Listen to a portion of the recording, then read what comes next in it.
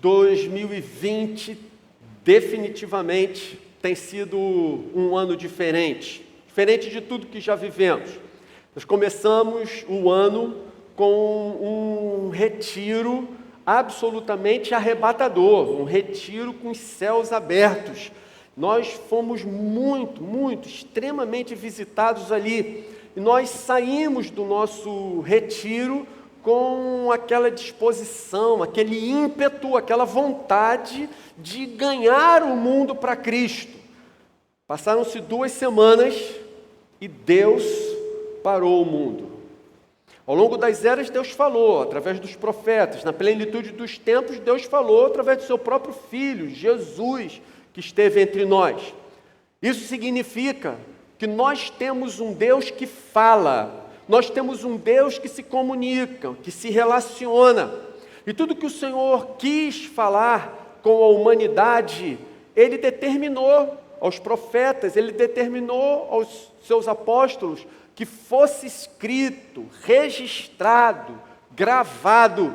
E o Senhor foi tão bondoso que não permitiu que a sua revelação ficasse espalhada, dispersa por aí, mas Ele sintetizou, Ele resumiu, Ele determinou que toda a sua revelação fosse concentrada num único livro. E nos deu esse livro, nos entregou, de maneira que todas as pessoas têm acesso à revelação de Deus, à palavra de Deus, ao que Ele quer que nós saibamos a seu respeito. Isso é acessível, está ao alcance das nossas mãos, nós temos essa possibilidade. Mas a humanidade estava ocupada demais para ouvir a Deus. Estava muito ocupada em seus afazeres, seus compromissos, muitas atividades. Então Deus parou o mundo e nos falou através de um vírus. De uma hora para outra, tudo mudou. A vida que parecia tão robusta, tão resistente, tão próspera, de repente se mostrou tão frágil, tão tênue. As atividades e as rotinas imprescindíveis tiveram que ser revistas. Finalmente, o que sempre foi tão urgente em nossas vidas teve que dar lugar ao que era de fato importante. Deus nos parou porque queria nossa atenção de volta. Deus queria nos falar, Deus queria nos ouvir, Deus queria que nós nos voltássemos para Ele inteiramente. Mas nesse ano, Deus não nos falou apenas através de um vírus. Ele nos deu um alerta. Antes mesmo de Deus parar o mundo, Ele falou com a gente, nos mandou uma mensagem, através de uma música que nós aprendemos no retiro, mas sabidamente essa música rodou todo mundo, antes mesmo da pandemia. Ela diz: mesmo quando eu não vejo, você faz. Mesmo quando eu não sinto, você faz. E você nunca para, você nunca para de agir. Deus alertou seus servos. Tempos difíceis virão. Talvez vocês tenham dificuldade de sentir a minha presença. Talvez vocês tenham dificuldade de perceber a minha ação. Deus nos alertou, Deus nos preparou e Ele estava nos falando, Ele estava nos dando a sua garantia de que estaria conosco. Ainda que nós não percebêssemos, não sentíssemos ou mesmo não conseguíssemos ver, Ele continuaria agindo, soberano, majestoso, todo-poderoso. Irmãos, tão somente esse amor incrível, maravilhoso da parte de Deus permitiu que nós estejamos agora celebrando esse culto da forma como estamos fazendo. Já há bastante tempo atrás, a gente vinha percebendo que a gente precisava acertar algumas coisas em termos de instalações. Algumas coisas já estavam com um prazo de validade vencido, estavam precisando de reforma, estava necessitando ser refeito, mas nós tínhamos um problema.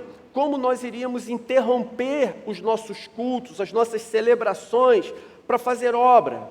Não tinha cabimento, a gente não conseguia perceber uma maneira de fazer a reforma, de fazer as obras necessárias, sem que isso desse uma travada enorme nas atividades da igreja, coisa que a gente jamais gostaria de fazer. Não conseguiríamos fazer uma obra dessa magnitude por nosso planejamento ou por nós próprios. Então o Senhor parou o mundo e nos deu as condições adequadas para que tudo isso pudesse ser realizado. Eu quero ler um texto com vocês em que algumas pessoas viveram um momento semelhante ao que vivemos agora. E isso foi registrado na Escritura Sagrada, chegou até nós.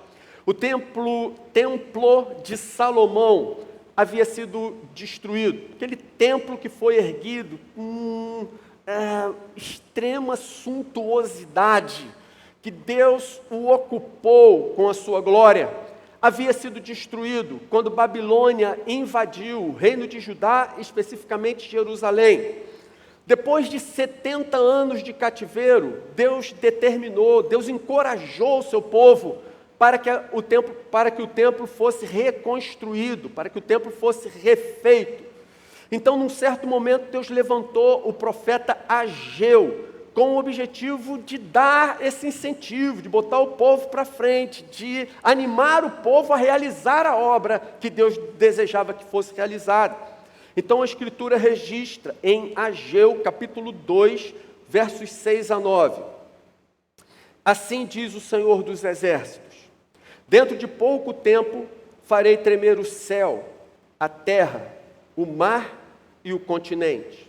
Farei tremer todas as nações, as quais trarão para cá os seus tesouros, e encherei este templo de glória, diz o Senhor dos Exércitos. Tanto a prata quanto o ouro me pertencem, diz o Senhor dos Exércitos. A glória desse novo templo será maior do que a do antigo, diz o Senhor dos Exércitos. E neste lugar estabelecerei a paz, declara o Senhor dos Exércitos. Essa foi uma profecia, uma palavra que Deus enviou através do seu servo, o profeta Ageu. Essa profecia, ela se cumpriu num período de aproximadamente 5 anos. Ela anteviu o futuro e assim como Deus falou, assim se realizou. 5 anos e o templo foi restaurado, finalmente o templo foi inaugurado. A multidão acorreu para o lugar com grande júbilo. A glória do Senhor encheu o templo. Alguns gritavam de alegria e outros choravam. Esdras registra esse momento, capítulo 3, versículo 13. Diz assim: não era possível distinguir entre o som dos gritos de alegria e o som do choro, pois o povo fazia enorme barulho, e o som foi ouvido a grande distância. Irmãos, vocês imaginam que festa, que celebração, que momento inesquecível a inauguração do templo de Salomão, a glória do Senhor enchendo. Depois, o templo reconstruído, refeito, mais uma vez, Deus visitando o seu povo. Que momentos gloriosos, que momentos inesquecíveis, que construções magníficas.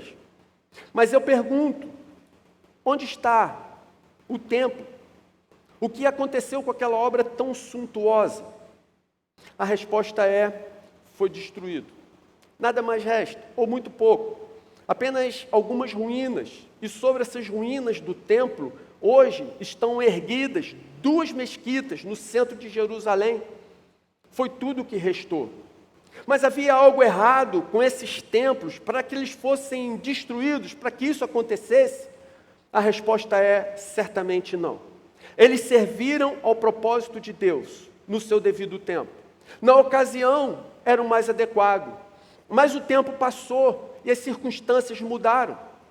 E essa é a primeira consideração que eu quero fazer com vocês. As estruturas são temporárias. As estruturas são transitórias, as estruturas são passageiras. Não só as estruturas, mas as organizações, os métodos, tudo que é humano é temporário e passa. Elas servem para um determinado momento, se foram criadas de acordo com a vontade de Deus. Elas servem ao propósito, elas são adequadas. Por exemplo, eu me lembro, quando a igreja, começando o seu trabalho lá na sede antiga, fez um esforço enorme, uma reunião do conselho, onde houve debates, onde as pessoas discutiram sobre a necessidade de se comprar um retroprojetor. Que dificuldade para comprar aquele equipamento na época tão sofisticado, tão atual. E aquele equipamento foi uma revolução, porque antes do retroprojetor, as igrejas tinham como se fossem apostilazinhas com fotocópias das músicas. Toda vez que o ministro de louvor queria ensinar uma música nova, era uma dificuldade, porque tinha que tirar cópia para todo mundo e distribuir para todo mundo nos bancos da igreja. Quem viveu essa época lembra. Veio o retroprojetor, foi uma revolução no culto, porque o ministro de louvor podia ensinar música naquele mesmo dia.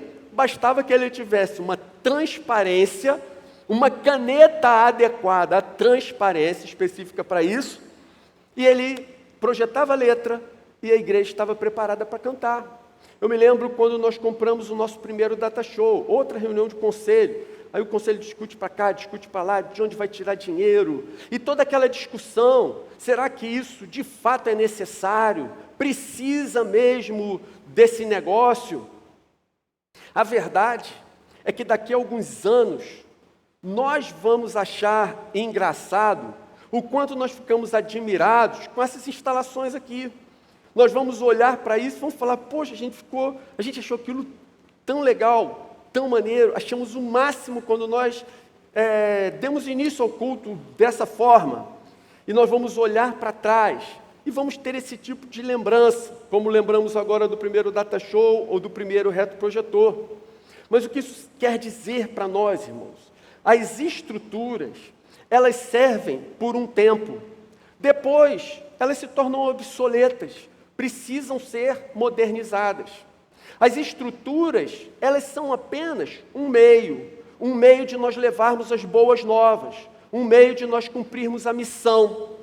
Mas eu me lembro daquela passagem em que o Senhor se manifesta a Moisés através de um pequeno arbusto queimando. O pequeno arbusto começa a queimar, Moisés está pastoreando um rebanho no meio do deserto, ele observa o arbusto, ele queimava e não se desmanchava, ele queimava, mas não se destruía, ele queimava, mas não acabava, e o fogo permanecia, e aquilo chamou a atenção de Moisés, e o texto diz, Moisés viu que embora a sarça estivesse em chamas, não era consumida pelo fogo. Que impressionante, diz o texto, pensou Moisés. Por que a sarça não se queima? E olha o que aconteceu. Moisés decidiu. Vou ver isso de perto. E o texto continua. O Senhor viu que Moisés se aproximava para observar. Então, do meio da sarça, Deus o chamou. Moisés, Moisés. Você vê o que acontece? Deus precisava de um arbusto queimando para chamar a atenção de Moisés? Não precisava. Deus não podia simplesmente rasgar os céus, como ele fez no topo do Monte Sinai com o próprio Moisés, e falar diretamente com ele? Podia. Mas Deus usou uma estratégia para atrair o seu servo. Assim são as estruturas. Se toda essa estrutura servir como uma sarça para atrair alguém, ainda que este não seja o objetivo, mas se atrair alguém e o Senhor lhe falar, o Senhor falar ao seu coração, Então, tudo isso já terá valido a pena. Essa é a primeira consideração. As estruturas, elas são passageiras, elas envelhecem, elas desgastam, passam e precisam ser refeitas, precisam ser restauradas. E assim nós chegamos na segunda consideração. As vidas que são ganhas para Jesus, essas não. Essas permanecem para sempre. Se as estruturas envelhecem, se tornam obsoletas, as pessoas que se encontram com Jesus, essas se renovam dia a dia e permanecem para sempre. Por isso, nós jamais podemos perder o foco. Tudo isso, o culto, as células, as estruturas, os métodos, a organização, tudo isso está a serviço do reino. O objetivo disso tudo é atrair as pessoas a Jesus, cuidar delas, pastoreá-las, discipulá-las e ajudá-las a prosseguirem conosco no caminho que nós estamos trilhando. Caminho em direção ao céu, caminho estabelecido por Jesus, seguirmos no caminho de Jesus. O terceiro ponto, agora vai ser difícil explicar propriamente o que é e o que acontecia no cativeiro babilônico. Mas só o nome cativeiro já dá a você uma boa noção do que deveria acontecer, do que estava acontecendo ali. O povo estava cativo, não tinha liberdade, portanto, o povo estava limitado, oprimido, em crise, angústia, magoado, ferido, se sentindo esquecido por Deus, isolado, abandonado. Mas, irmãos, vejam o que acontece. Quando Mateus registra a genealogia de Jesus, Mateus capítulo 1, versículo 11, ele registra o seguinte: Josias gerou Jeconias e seus irmãos no tempo do exílio da Babilônia. Percebeu o que acontece? Vejam só, Babilônia invadiu Jerusalém, destruiu seus muros, derrubou o templo, o povo foi levado cativo. Durante 70 anos, o povo está oprimido, cativo, aprisionado, subjugado por Babilônia. O tempo de 70 anos de cativeiro determinado por Deus está se aproximando do fim.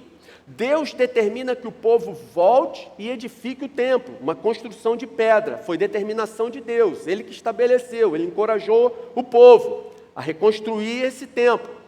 E o povo está agora se reanimando, recobrando fôlego, tentando entender a situação para voltar para Jerusalém e realizar essa obra. Eles estão focados na reconstrução desse prédio feito de pedras. Mas em paralelo a isso, um plano de Deus incomparavelmente superior está em andamento.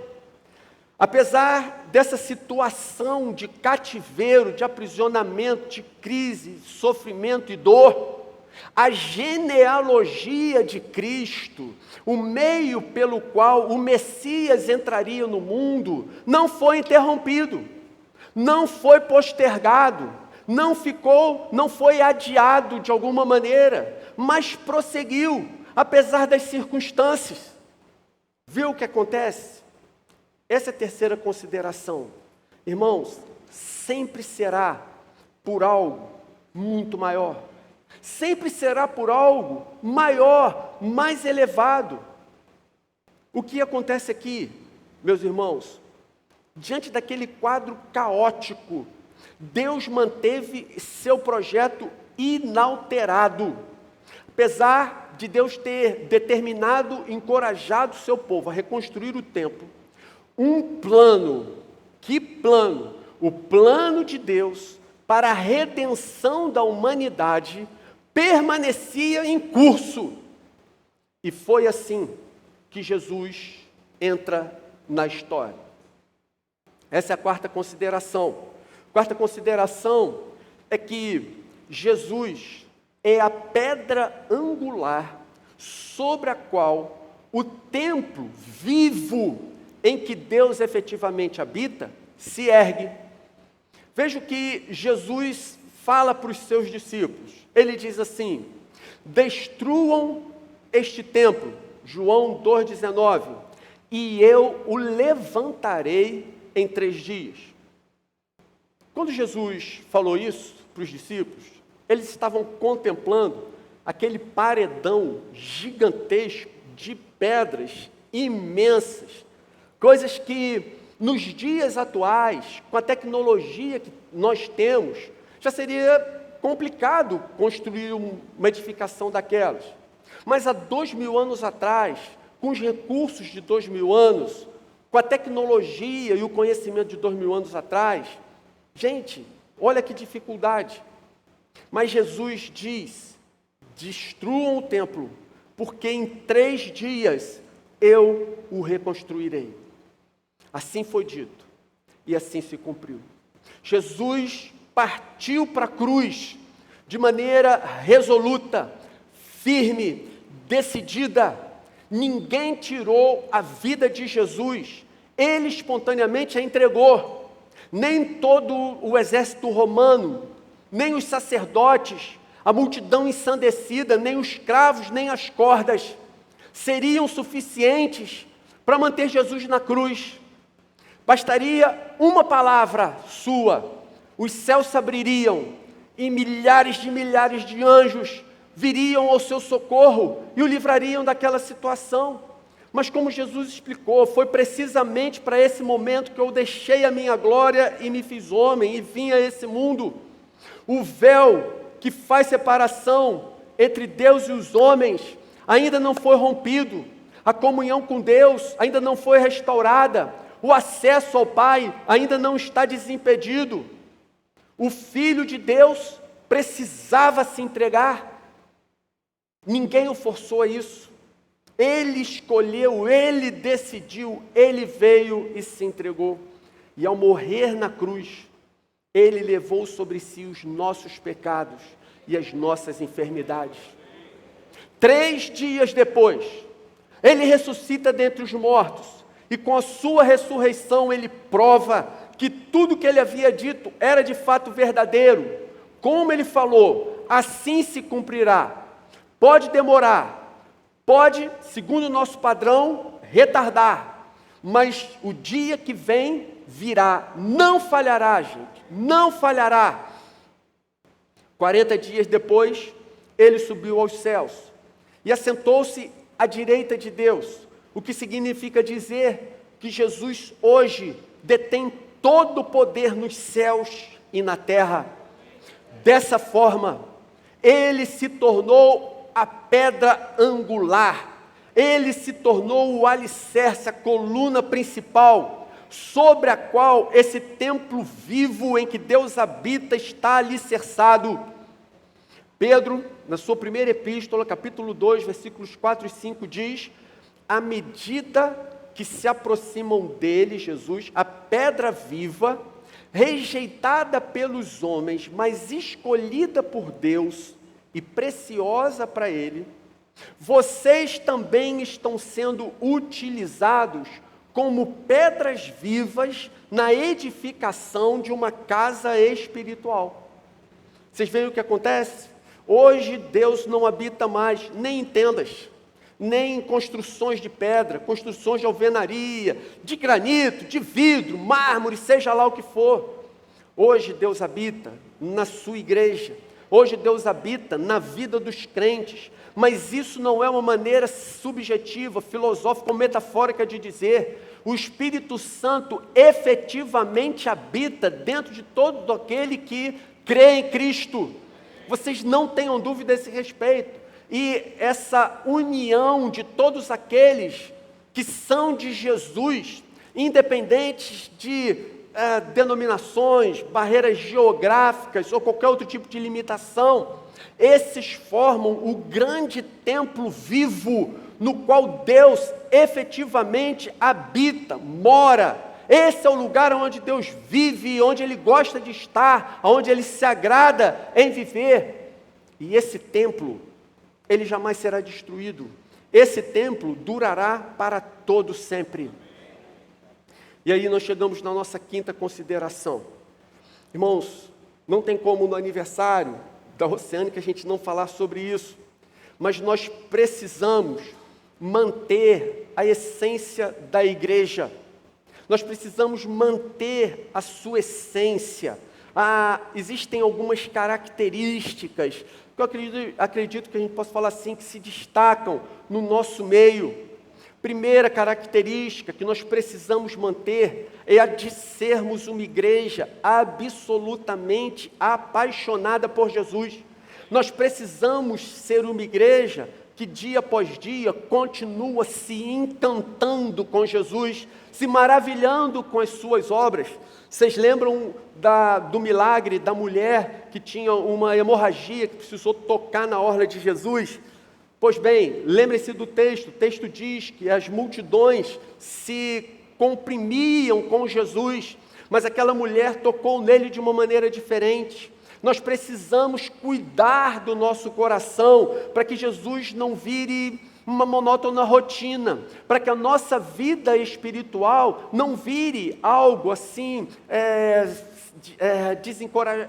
desencorajadora, algo desmotivador, algo que não mais nos deslumbra, não causa espanto, surpresa, maravilha, adoração ao Senhor. Pelo contrário, nós precisamos nutrir em nós aquela perseverança, aquela paixão, a determinação da mulher que sofria. Apesar de muita gente estar comprimindo Jesus nos dias de hoje, acontece a mesma coisa. Tem gente que, apesar de anos de caminhada com o Senhor, ainda se maravilha com as coisas que o Senhor faz, continua se surpreendendo com as coisas que Deus opera. E faz isso porque a gente é apaixonada por Jesus. Certamente, a maioria das pessoas que estão aqui estão ou foram apaixonadas por alguém. O que marca uma pessoa apaixonada? Uma pessoa apaixonada, ela fala da sua paixão o tempo todo. Ela fala do motivo do seu amor o tempo todo. Ela acorda pensando. Ela faz suas refeições pensando. Ela faz suas atividades pensando na paixão do seu coração. Se alguém se aproxima dela, não importa qual o assunto, ele vai terminar incidindo na paixão do seu coração. A igreja oceânica tem sido uma igreja assim. Uma igreja que ama Jesus, apaixonada por Jesus, e por isso tem enorme prazer de falar de Jesus. Um dos nossos assuntos preferidos, vou até refazer, o nosso assunto preferido é falar de Jesus. Nós compartilharmos as orações que o Senhor respondeu, nós compartilharmos um versículo que Deus falou essa semana, através da devocional, nós compartilharmos a experiência de alguém que acabou de chegar na igreja e se rendeu a Jesus, recebeu a graça de Deus, se rendeu, agora é uma nova criatura, passou a ter uma nova vida. Quando a gente ouve que alguém foi liberto de alguma maneira, seja das drogas, de algum tipo de vício, como é bom falarmos de Jesus, dos seus atos, daquilo que o Senhor faz, daquilo que Ele opera, da maneira como Ele age. Nós gostamos de falar de Jesus, nós gostamos de estar com Jesus, nós amamos a sua presença. Isso é algo que nós nunca vamos poder perder. Jamais pode haver algum assunto que para nós seja mais motivador, mais encorajador ou apaixonante do que nós falarmos daquele que deixou sua glória, viveu entre nós, morreu numa cruz, e depois de 3 dias ressuscitou por si próprio, e hoje vive à direita de Deus. A segunda característica que a gente precisa manter é de nós termos corações ensináveis. Coração ensinável tem um valor inestimável. Uma frase que me marcou muito quando eu a li, muito tempo atrás, uma frase de Lutero que dizia assim: eu quero pastorear pessoas que aceitem ser pastoreadas por um pecador como eu. Sabe o que isso significa na prática? Você vai ver, aqui na igreja, não tem ninguém que tem aquela pose de alguém superior espiritualmente, superior, de uma maneira nitidamente arrogante. O que você vai ver aqui na igreja são pessoas buscando uma certa coerência com o seu viver. Você vai ver pessoas que erram, mas que não têm compromisso com o erro. Elas erram, mas assim que percebem o erro, elas são rápidas em perceber que erraram, elas buscam o acerto. Magoaram alguém, elas buscam reconciliação. Defraudaram alguém, elas vão restituir o que defraudaram. Elas vão se acertar, porque elas estão nesse caminho. Têm um coração ensinável, sabem que tem muita coisa ainda para Deus tratar no seu coração. Reconhecem com humildade que precisam aprender. Nós não temos, repito, compromisso com o erro. Sempre que percebermos que erramos, nós temos que correr para corrigi-lo. Isso é um coração ensinável, e isso a gente precisa manter continuamente entre nós. Um terceiro ponto, terceira característica que eu queria ressaltar é a prontidão para servir. Prontidão para servir. Lembrando a frase do Abraham Lincoln, que quem não vive para servir, não serve para viver, a frase lacradora, então eu não queria apenas me ater a ela, obviamente, mas como a gente coloca isso em prática? Irmãos, na Oceânica, nós levamos a palavra de Deus absolutamente a sério.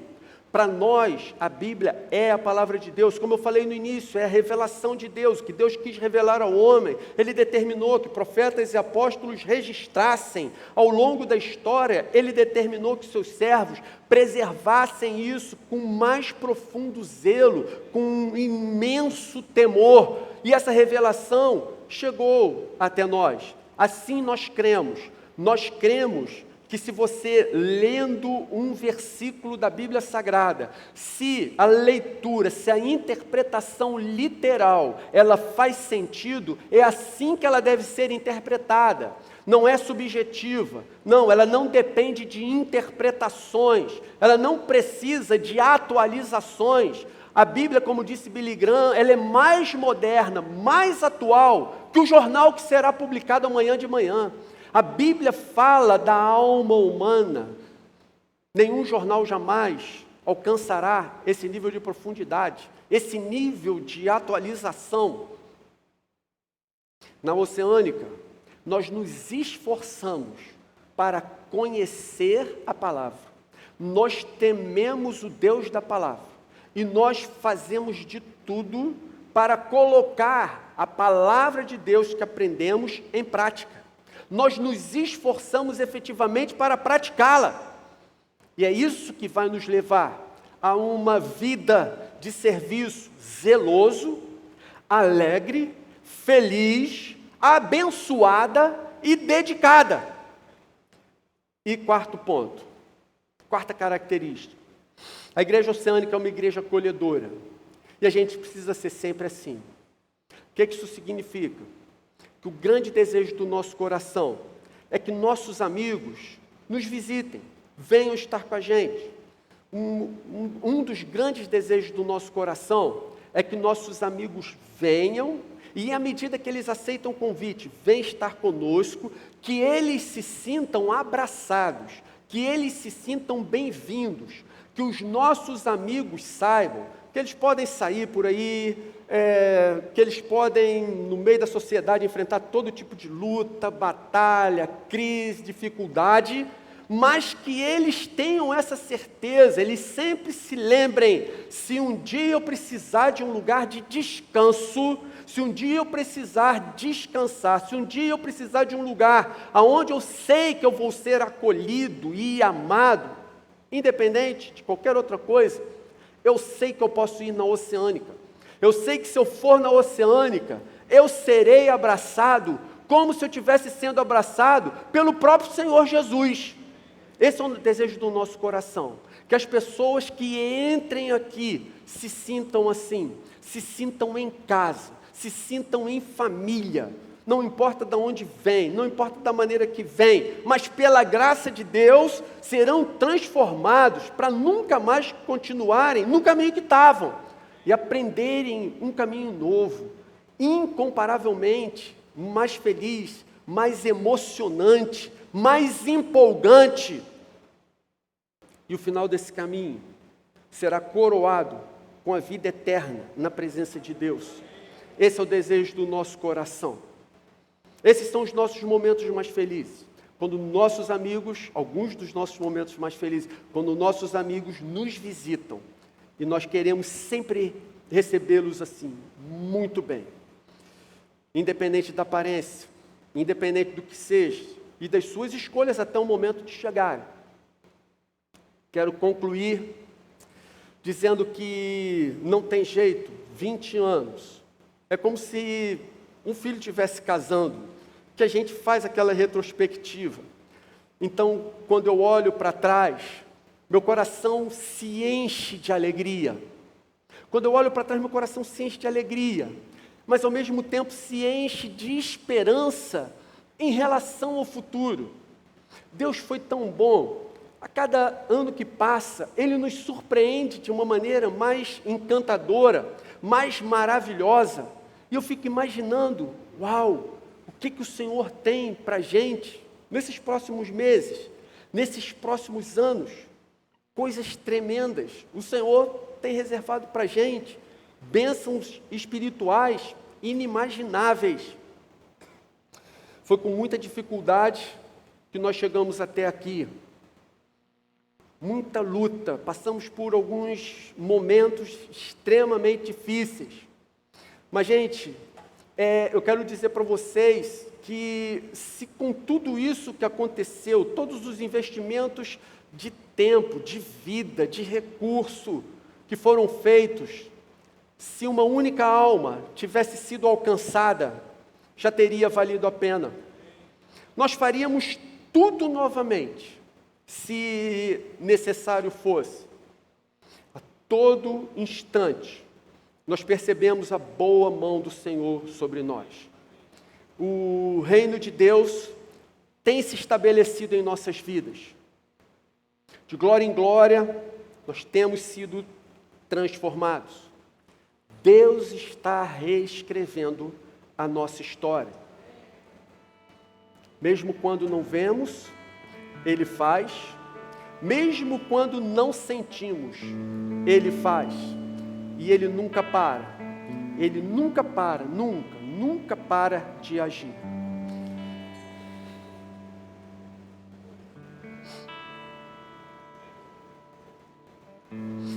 Ao Senhor somente, toda honra, toda glória, todo louvor, hoje e pelos séculos dos séculos. Amém. Aleluia, Senhor. Ao Teu nome somente nós damos a honra, a glória, a adoração e o louvor devido, porque o Senhor gloriosamente deixou os céus, o Senhor se fez homem, viveu entre nós, abriu mão dos Teus privilégios, viveu humildemente. O Senhor se deu e se entregou no nosso lugar naquela cruz. Aquela cruz era nossa, mas o Senhor a tomou sobre si. No terceiro dia o Senhor ressuscitou, venceu a morte. E hoje vivo está, glorioso, majestoso, tremendo, todo-poderoso, à direita do Pai. E o Senhor virá, o Senhor voltará para buscar o seu povo. Por isso, Senhor, jamais nos cansaremos de te bendizer. Toda a eternidade será pouco, será ainda pequena, para que nós demos ao Senhor toda a glória devida e toda a gratidão do nosso coração. Recebe, Senhor, Recebe agora no teu altar as nossas vidas. Bendito seja o nome do Senhor. Aleluia, aleluia, aleluia. Aleluia.